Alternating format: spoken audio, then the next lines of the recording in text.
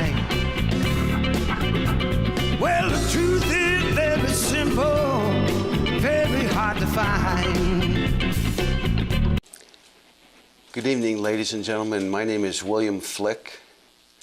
I'm filling in for Tom DeAmbra tonight. And some of you all know me in the community here in St. Johnsbury. I'm an avid letter writer to the Caledonia Record. I'm sure plenty of you read my letters. Very confusing to some of you. And I'm here to try to clear that up and explain to you that things have been changed on us in our country in a major league way, that our freedoms have been encroached upon in several manners of through law. And what I'd like to do at first is explain something. The Clayton Act is a federal law enacted in 1914.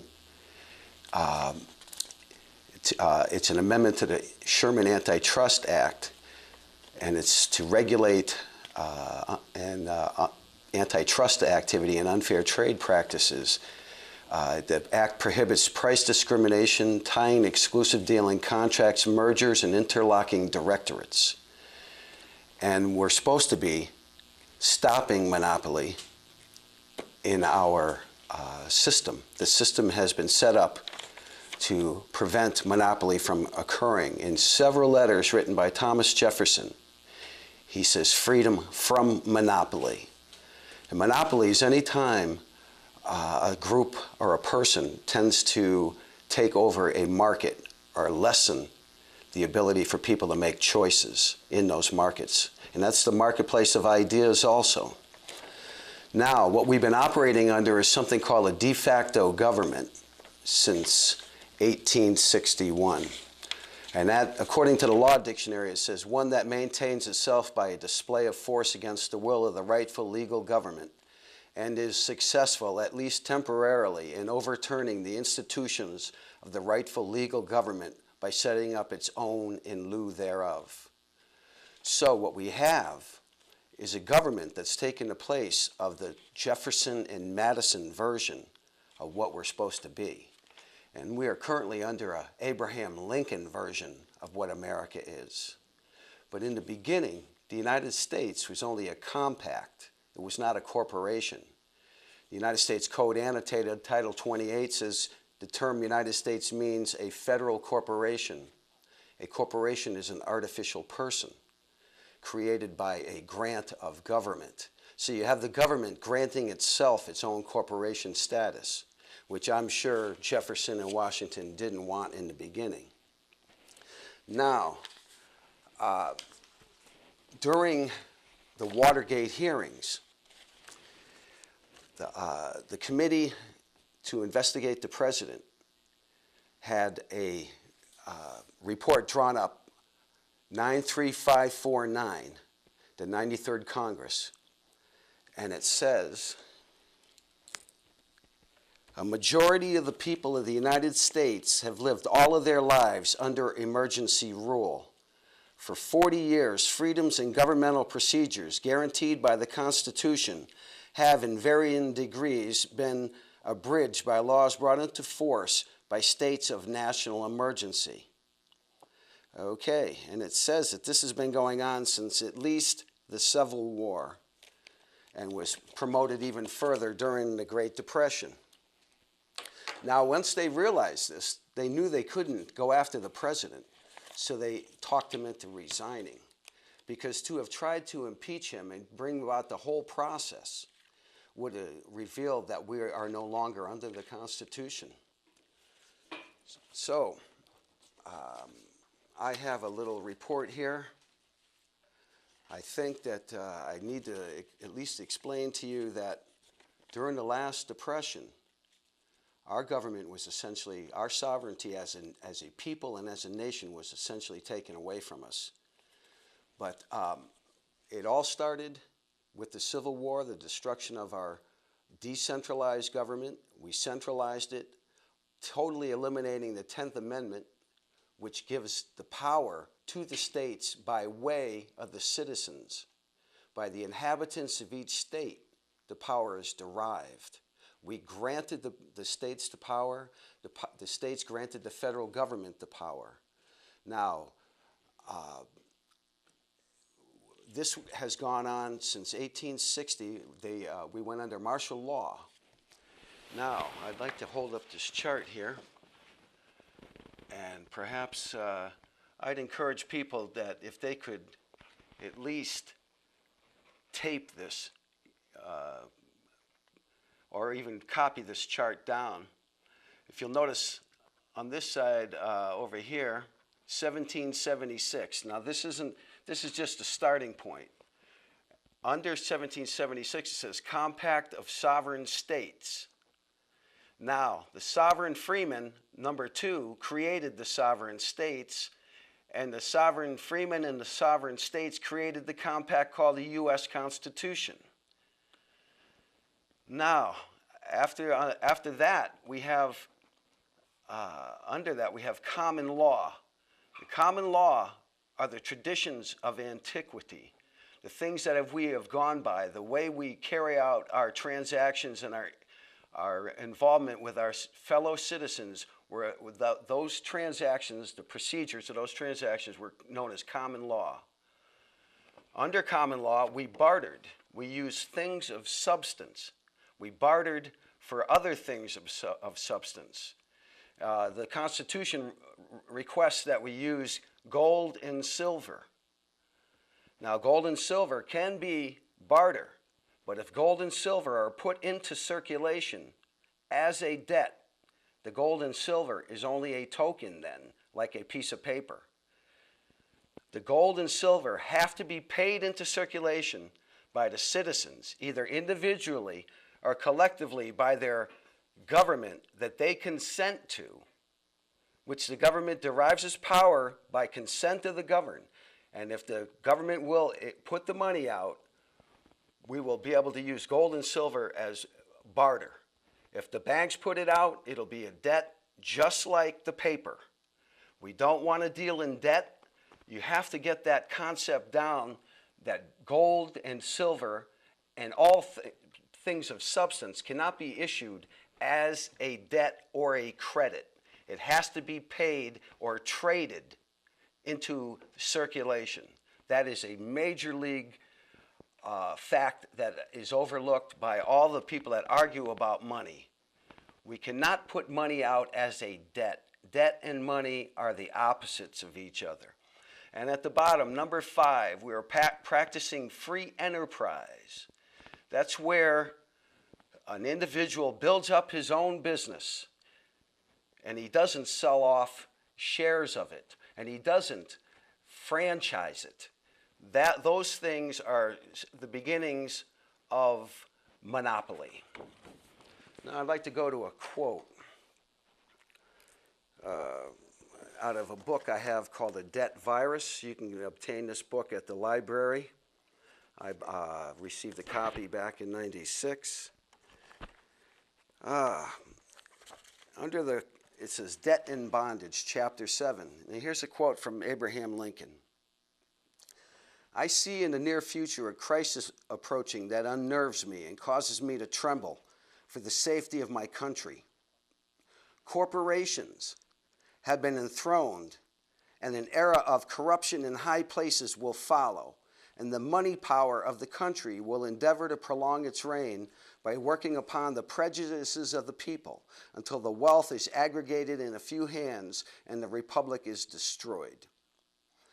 And he spoke these words when he was arguing over the passage of the Banking Act in 1863. Here's something Thomas Jefferson had to say about it. If the American people ever allow the banks to control the issuance of their currency, first by inflation and then by deflation, the banks and corporations that will grow up around them will deprive the people of all property until their children will wake up homeless on the continent their fathers occupied. Now, what he's saying is inflation and deflation. Banks create money out of thin air. The money is the ledger sheet, the entries on the ledger sheets. I went into a bank down in Woodsville and I asked the gentleman to show me his reserves that he made loans off of. And he laughed at me. And I said, "Sir, what are you laughing about?" And he said, I don't think you'll believe my reserves. And he went to a cabinet. I thought he'd go to the safe or the teller's drawers, but he went to a cabinet in his office, unlocked it, brought a book over, laid it on his desk, and opened it up and said, "Those are my reserves. The ledger entries on the reserve sheets." Now, if there's $1 million in St. Johnsbury floating around, the banks have probably only put out $100,000. The money is just the ledger entries being transferred by checks.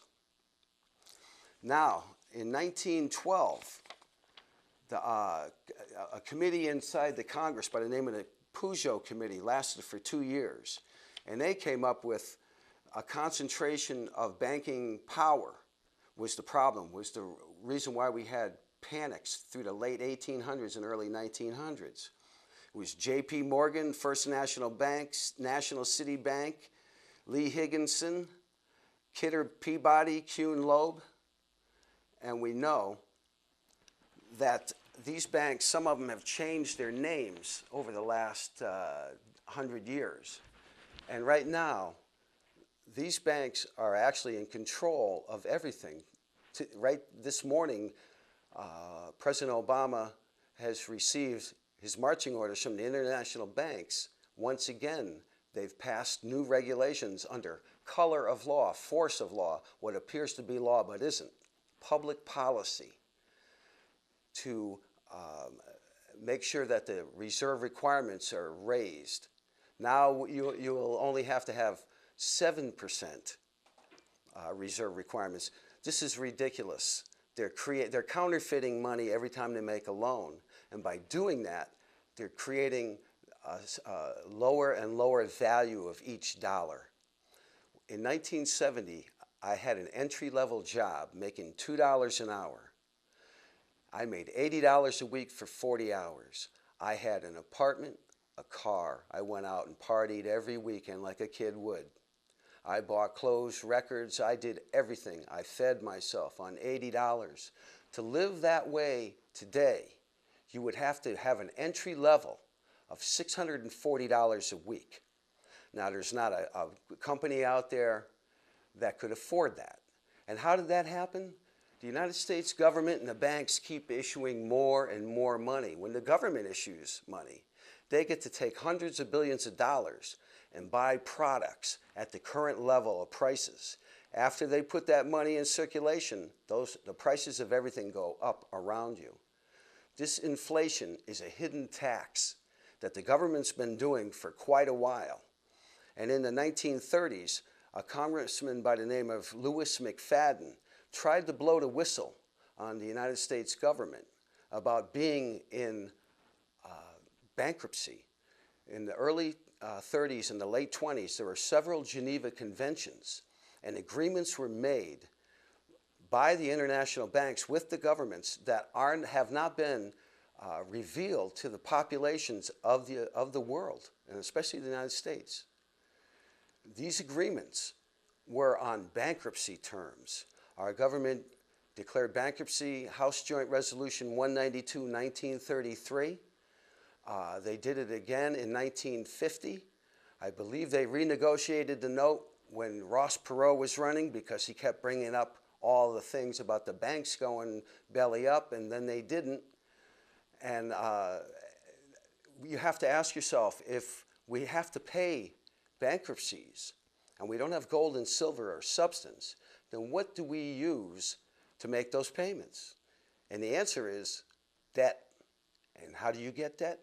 By going further into debt, by taking out loans. So it's a pyramid scheme. And it's actually funny because the evidence is almost everywhere. And I'll show you. Everybody's familiar with a savant that has a column in the newspapers. And the name of the column is Ask Marilyn. All right, a lady writes to her, says, "My husband and I would like to give our grandchildren a small monetary gift each birthday that will grow over the years. we considered a $100 savings bond, but a friend told us these bonds actually contribute to the national debt. Is this true? Marilyn writes back, in a way, yes. When you buy a U.S. savings bond, you help finance the national debt by giving the government your money to spend. But then the government must pay you interest, thereby increasing the national debt, which the government finances by selling another savings bond. So what you have is a constant debt going after debt, trying to keep up with the interest payments. But the interest payment can never be gotten. Now what's happened is we've gotten to a certain point where they call it a bubble. And once no new debts can come out to help finance the interest on the previous debts, the whole thing starts to implode. Now, the bankers, I asked a banker, in the statement by Thomas Jefferson, he says, first by inflation, then deflation. I asked a banker about that, a banker at the Federal Reserve. What they do is they create the money out of thin air. And as they do that, the prices of everything go up. If the loans start to slow down, the number of loans and the amounts of those loans, which can happen, well, all they would have to do is put a 20% requirement or a collateral requirement on any loan, and that'll slow the loan process. If not enough new loans go out into circulation, all the money in circulation goes back to the bank and is erased out of circulation, paying down the debts because all it is numbers on ledger sheets. Now, in the last year, Barack Obama put out, I believe it was 1.3 to 1.8 trillion, depending on which accounting you get. But it's over $1 trillion in new debt. That new debt got into the citizens' hands, the inhabitants of the several states. They received that money, and when they received it, they brought it back to the banks to pay down the debts that they owed on the houses and cars and whatnot that they paid for. That money is being extinguished out of existence. Now, if the people in the United States don't go back to the banks and bring out the required amounts, we will keep floundering in a downturn in this economy. And this is, Lewis McFadden was trying to blow the whistle in the first Great Depression. Resolution 158, essentially he indicts the Federal Reserve. Whereas I charge them jointly and severally with having unlawfully exported United States coins and currency for a sinister purpose, with having deprived the people of the United States of their lawful circulating medium of exchange, and having arbitrarily, unlawfully reduced the amount of money and currency in circulation in the United States to the lowest rate per capita in the history of the United States government. And that's it right there. We need a per capita permanent money supply. And here I found this in a report.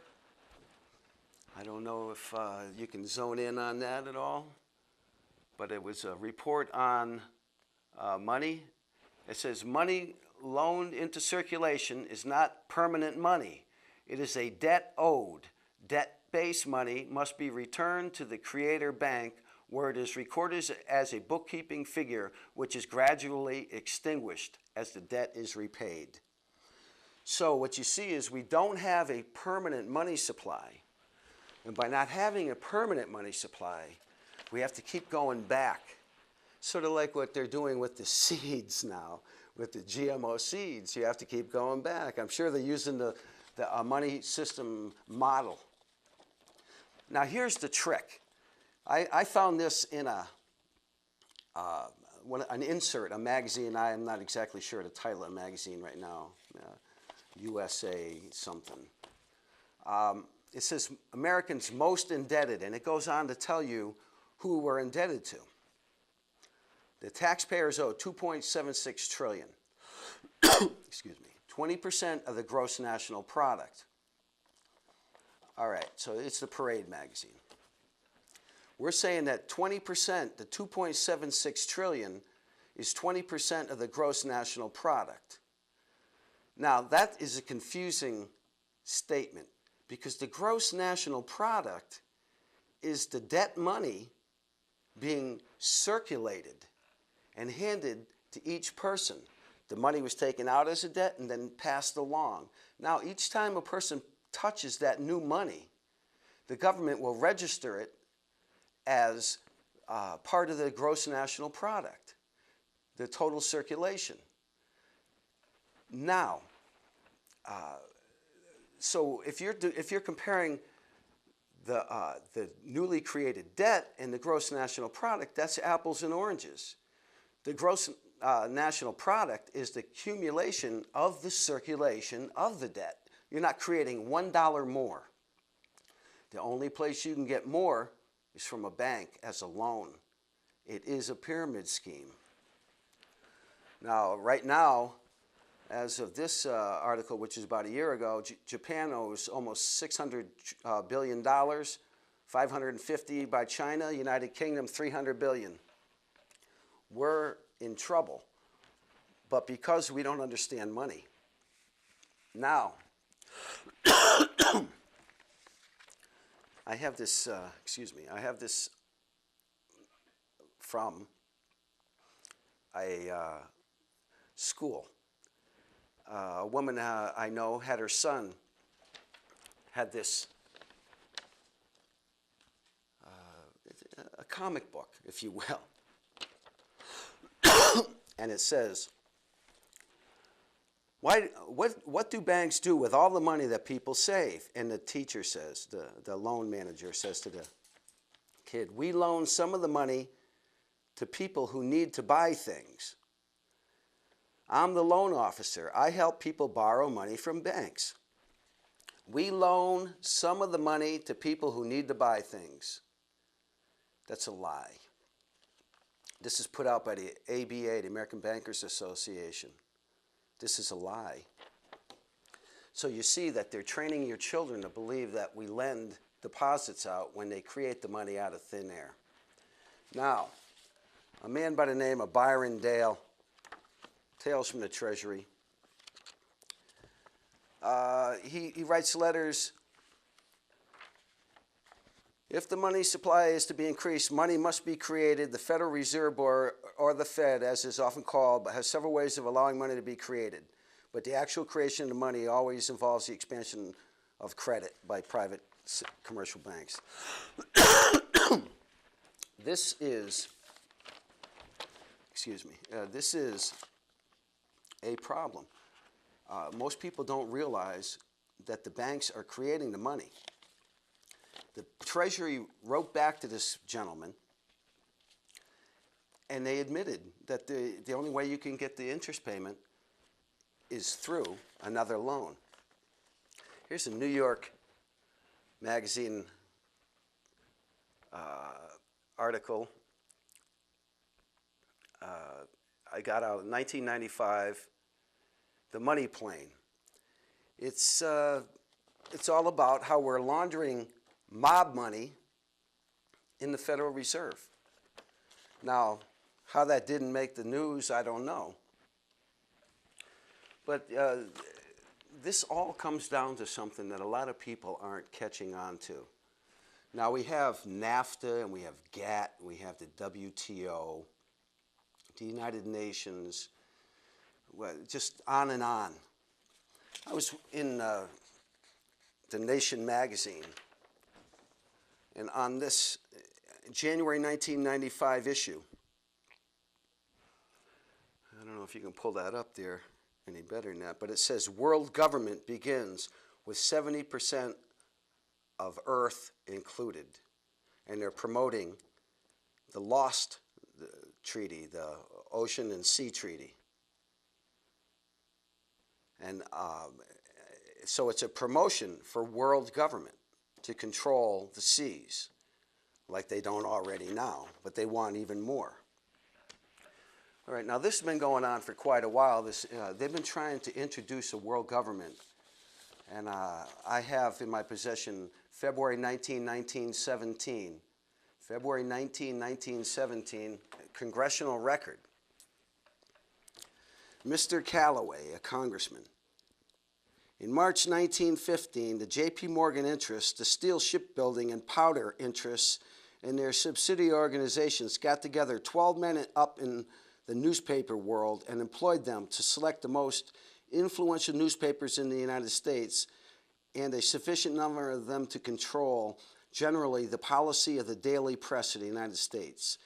These 12 men worked the problem out by selecting 179 newspapers and began an elimination process to retain only those necessary for the purpose of controlling the general policy of the daily press throughout the country.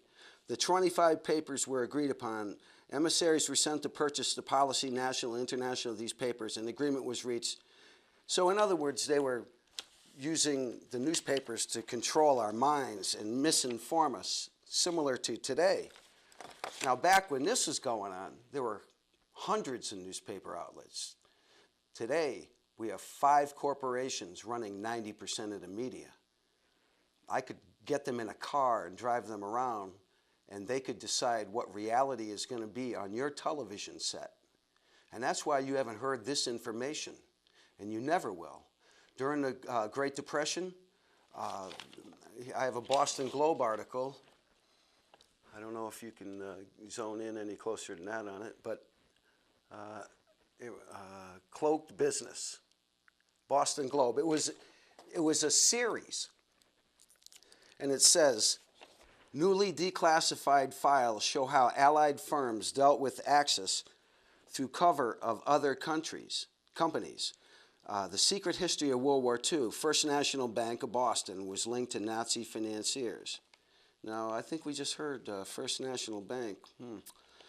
Okay, now this goes on. I have the oldest newspaper in the United States, the front cover, the internet version, obviously, of the New Hampshire Gazette. Totally conservative, totally conservative. And why I'm stressing that is the title of the article is Bush/Nazi link confirmed. And what this goes on to say is that Prescott Bush, the patriarch of the Bush family, who was around in the early 20s, 30s, 40s, and 50s, he was a senator from Connecticut, where I'm originally from, when I was a child, that these people were helping to launder money for Adolf Hitler. Now, Prescott Bush was caught. He was fined $250,000, and he worked a deal so he could work Project Paperclip and bring Nazis, scientists, and doctors over here to work on our space program, among other things that we'll never know of because of the Black Project. Financing is unaccountable now. There's no accountability. Now, to go on with this, I'd like to go back to this chart. Over here, where am I here? On 1871, an act to establish a government. In 1871, we had been under martial law for 10 years. The Constitution was dissolved. The Congress had been adjourned. And out of the 1871 Act was the beginning of a corporation state. A corporation state means that, number 2, you have corporation personhood. Corporation personhood takes away a lot of the rights you have. It means that you are a franchisee of a corporation. It means that you are no longer the sovereign freeman that has control of your property and your substance. That a corporation is an artificial person granted a charter by a political entity. A corporation used to be just for public works. In the early 1800s, public works, like a canal or a road or a building, that was for the good of everybody. The corporation grant would be put out, the job would be done, and the corporation dissolved. But now we have corporations all over the place, and what happens is corporation has a tendency to help aid and abet in the creation of monopoly. Under the corporation personhood, we have the maritime law. Maritime law uses the Uniform Commercial Code. When we're in an emergency, which we've been in since the Civil War, according to Senate Report 93549, the maritime law is referred to as admiralty law. When you go in the courtroom, you see a fringe around the flag. That is because we're under admiralty jurisdiction. We're in international commercial law. Now, when you enter that courtroom, you have a corporation person they're going to address. They're not going to address the sovereign freemen of the several sovereign states that created the Compact of the United States. Now, when you get people like these people down in New Hampshire that went to court in a regular courtroom and actually told the judge that they had constitutional rights, they're wrong. The rights you have under a corporation state are the constitution of the corporation. That's a different deal. That's public policy. That is not law. Now, under this new system, we went from barter over to credit. Now, credit, we already discovered, is out of thin air. It gives them a monopoly position. They can, we cannot practice free enterprise under a credit system. Free enterprise under a credit system we refer to as capitalism. Monopoly number A. Monopoly number A, capitalism. Now everybody thinks free enterprise and capitalism are the same. Capitalism is when you practice free enterprise or so-called free enterprise under a credit system. The money that you use will not be barter. The products you own will not be barter. Now let me finish this monopoly system here. The monopoly system, where only a handful of people run everything and you defer your rights and you're a corporation, are capitalism A, socialism B, fascism C, and the ultimate monopoly, a monopsony, one supplier, communism. So you have a group of people, plutocrats, ultra-rich, promoting a system of corporation statehood and all the things entailing under it, instead of the system under the 1776 version. So we are living under an Alexander Hamilton, Abraham Lincoln system, where mercantilism, where we go out and we plunder the world in the name of getting richer and richer, and the money goes to the creditors, the same people that operate the banks. And what I mean by that is, now, if you don't understand credit and how the banks work, let's do it a different way. We'll say that I have a company and I raise deer. I slaughter the deer, I use the hides, I make gloves. I go into a friend's store down the street, he makes shoes. I say to my friend, I'd like to get a pair of your shoes, but I don't have any money on me. I'll give you a credit at my store.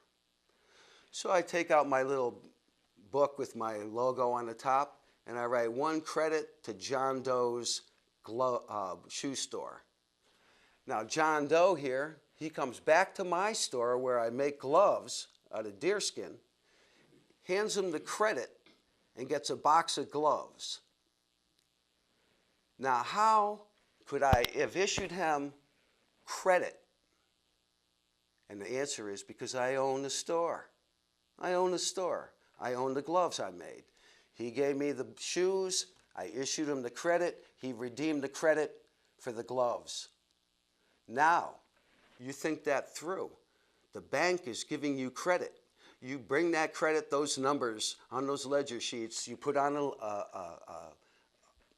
check. And you bring it over to the other bank and you give them that. Now, what you have done is you did the same thing I did with the credit with the shoes and the gloves, except this time you got a house. How could the bank do that? Just like it was, I had the ability to do it because why? Because I own my store. Well, the bank is a company store. They own everything. They own you. Your birth certificate helps them to set up a loan with you as collateral. When you are born, they set up a straw man corporation in your name under your Social Security number.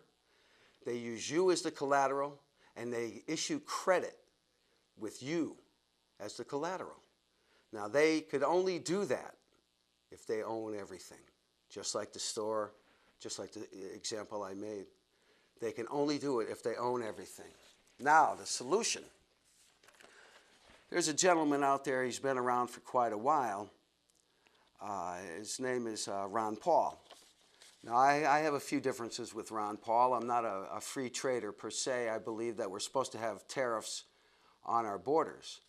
And I believe that the libertarian view is that we can just free trade everything, completely. But I believe that we need tariffs to pay for our government. And Ron Paul has issued this. The Federal Reserve Board abolished. The short title, the act may be cited as the Federal Reserve Board Abolition Act. And he's been trying to push this since 1999. Now, they've just started looking into the Federal Reserve. It's a private corporations, creates money out of thin air, and now they're giving them more power. We have to get back to a treasury-based system. If we continue to go on this way, we're going to just continue to go downhill. Like I said, the money will keep being erased out of existence. We will not be able to keep up with the extinguishing of the money.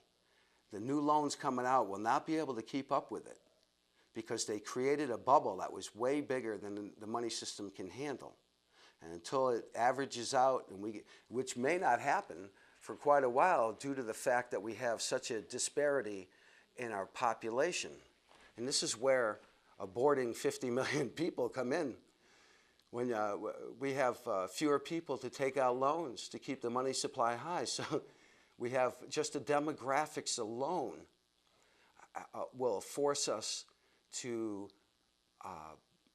go into a spiral, a downward spiral, because we can't take out enough money to keep the money supply at the place it's at. Now, there's a way that we can stop this tomorrow. If they would just pass a law stopping the creation of money by the banks, in that same law, they could move the banks under the Federal Reserve, absorb the Federal Reserve into the Treasury. Now, the Treasury has to be taken back and put back under the administration instead of being under the IMF. There's been so many deals behind the scenes with the Geneva Conventions that it would take quite an ordeal to unravel this pretzel of corruption that they've got us involved in. Now, the Federal Reserve, they get on television all the time, and what you'll find is that the Federal Reserve and Wall Street and the CIA, all these people are, they're going through a revolving door. On Wall Street, there's a office law firm by the name of Cromwell, I'm not sure, Cromwell and Sullivan. And Cromwell and Sullivan almost always is involved with the CIA directors, the assistant directors, any of the bigwigs. They come from Wall Street firms. So there's absolutely a connection to Wall Street. Now, there's another thing going on with all of this. When you look around the world, you find things like in London, there's an area where the banks are in London that is a sovereign unto itself called the city. Now, in the world, there are several places like this. These are all part of the international banking house's monopoly, not only on the banks, on the central banks, but on the markets, where the markets are like Wall Street. In the United States, we have Wall Street. We have Washington, D.C., the District of Columbia. Who can explain that? How is that an entity unto itself? In Italy, they have the Vatican. In China, they have Hong Kong. There's something going on, and it's not being described and defined to the people. And most people can't tell you what's going on. We don't understand why World War I happened. We don't understand why World War II happened, although they had a lot to do with Adolf Hitler being financed. The Russians, I went into the congressional record looking into FDR right after he was inaugurated in May of 1933, and I found loans going to the Soviet Union, of all places. While we had 30% unemployment in 1933, they were sending $350 million to build a truck factory for the Russian army in Gorky. And at that time, it was the largest truck factory in the world. Ford Motors and GM were in on it. Now, this is going on while we had 25 to 30% unemployment in the United States. This went on right up. We're still aiding and abetting Russia. Russia has never really been the enemy. That is all a ruse created by the international banks, so you and I will fight the wars that they'll finance and buy the weapons that they finance with the loans they give. This is all just a complete ruse that's being run on the United States people. And now they have things like, in the United States, like myself here, I could be considered an enemy of the state. There are people in the St. Johnsbury area I know of that work for a group called InfraGard. It's a snitching. It's like the brown shirts in Germany. They turn in their neighbors for anything and everything, writing a letter to the editor that might be considered radical. Now, under the current system, radical means you think like Thomas Jefferson or James Madison. So you have to decide which person do you want to be? Do you want to be a free person or do you want to be a corporation person? If you want to be a free person, you're going to have to think in terms of barter, free enterprise. You're going to have to take back the common law, deal within the states within your communities, buy local, do whatever you can to circumvent the corporation. And the corporation is the United States government also. And I love it when I run into people that lean to the left in the monopoly system. They're socialists or in that vogue. And they talk about the corporation status, the personhood status of corporations. And the personhood status, it's not equal to us. They haven't been brought up to our level. We've been brought down to their level. We are corporation people only through these tricks of law. Now, what you need to do is to look into this. You don't need to be believing me. The first place to do is, if you know a lawyer, ask him if we're a de facto government. If he says yes, then you know it's true what I'm saying to you. A de facto government is an illegitimate government, but in effect. The 4th edition of Black's Law Dictionary, it says usurped power, stolen power, through the threat of force, under the color of law, what appears to be law, but isn't. So you have all these people running around out here with uniforms on that are color of law officers for a de facto court. Now, you go in the courtroom, the King's Court, they use the King's money. What money do they use? Federal Reserve notes. Who is the sovereign? The Federal Reserve. And who are they? They are owned by the international banks. We have a world government behind the scenes. It is known as the Council on Foreign Relations, the Royal Institute of International Affairs, Chatham House, the Bilderberg Group, the Trilateral Commission, the Club of Rome, the Committee of 300, the 13, and the 5. Now, these groups are all being run as insider groups, as secret societies. The man who runs controversial mosque in New York City, that imam is today speaking at the Council on Foreign Relations. Now, that's in the news today. This is absurd that people don't see what's going on. All of our presidential candidates are surrounded by council members, trilateral commission members, the Bilderberg Group members, our military leaders go to these groups behind the scenes, outside of the press coverage, and people aren't being told. Our government is secret. We have no accountability of the CIA, of the banking system. We are being fleeced so they can build a world government. And this is not just the beginning right now. This is in place. It has been in place. Smedley Butler blew the whistle on their attempt in 1934. Ford Motors and the Ford and Remington family, the Reynolds family, they all wanted Hitler's style of government. They wanted fascism in the United States. They are continuing to want fascism. Fascism, they will sell you it as socialism, sort of like Obama. People are saying Obama's a socialist. Well, I don't have health care. I have to buy health care from a private corporation at gunpoint now. That's not socialism. That's fascism. The government working with the corporations. But worse, the government is a corporation.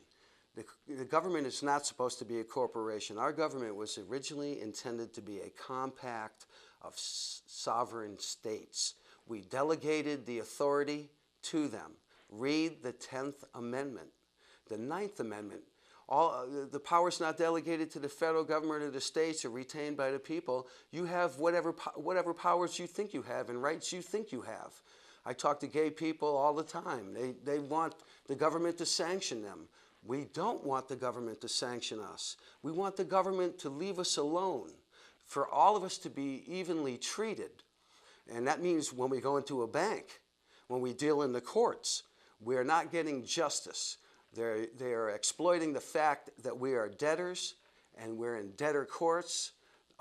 They're exploiting all that through laws, through the trickery of law, because they know people don't understand law.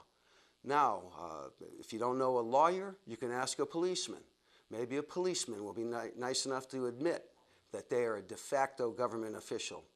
The de facto status has to be eliminated. We need to get back to a lawful government, a government of form and substance, a lawful government, a government that follows the law, which is the Constitution, not every statute that a majority rule puts in place. A majority is just two foxes and a chicken voting on dinner.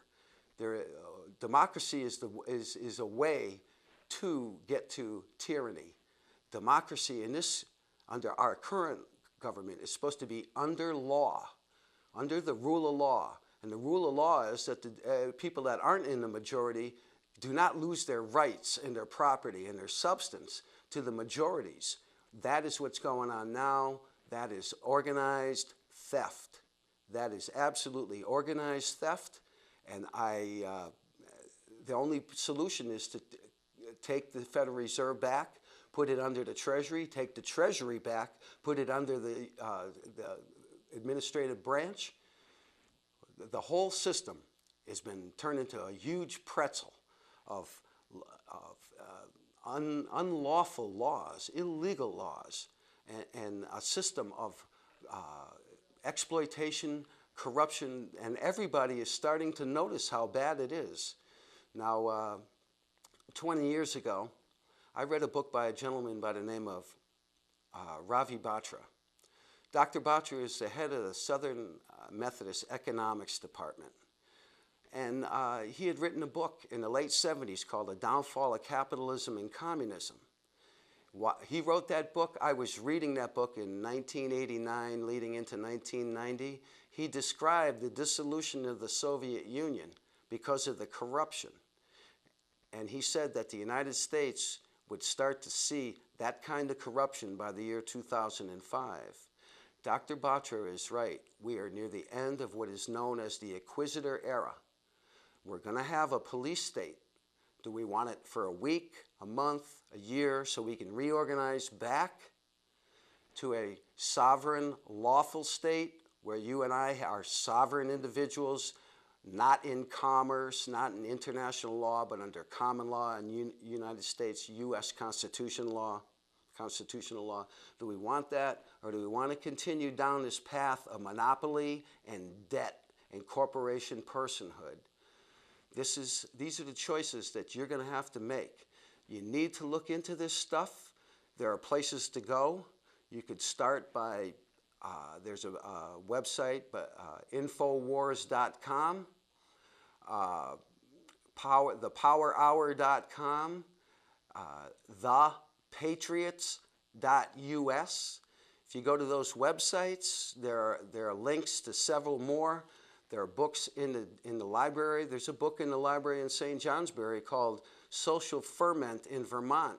It'll show you that in Vermont, we fought the world government almost 200 years ago. This area in Vermont, the Northeast Kingdom, was a hotbed against the Illuminati, the people inside those secret societies, the Council on Foreign Relations, the Trilateral Commission, the Bilderberg Group, the Committee of 300, the 13 and the 5. By the way, one of the 5, it's a high committee inside Freemasonry, is George Shultz. I see his name all over the place now on PBS. If you watch PBS and you watch Fox, you are being misinformed. These people are dividing you up amongst which monopoly you want to be. They are not telling you this information. They're not going to tell you the information. There's just, it's all up to you. It's up to you. There are people in the community. If you see somebody with a set of bumper stickers, maybe they might know where to have some information. Please talk to your neighbors. It is the compartmentalization of our society that has led us to this ridiculous spot. We have even local officials that are playing into their hands, thinking that they're insiders. But the local officials have to know they will be the feed on the machinery when it goes down. They will also be fed to it. They will also be in the concentration camps with all the other people. The only people that will not be there will be the insiders that are helping this all go down at the top levels. And believe me, there are plenty of them, and there's a lot of this going on. So in conclusion, I would ask that everybody get busy. We have a very short window. Vote for constitutionalists first. If you don't know where they stand, find out. Do not go with the parties. The parties are part of the monopoly system, a monopoly of power through the banks. And I appreciate you letting me be here tonight, and I thank you very much. Read between the lines. Got to read between the lines. Well, the truth is very simple, very hard to find.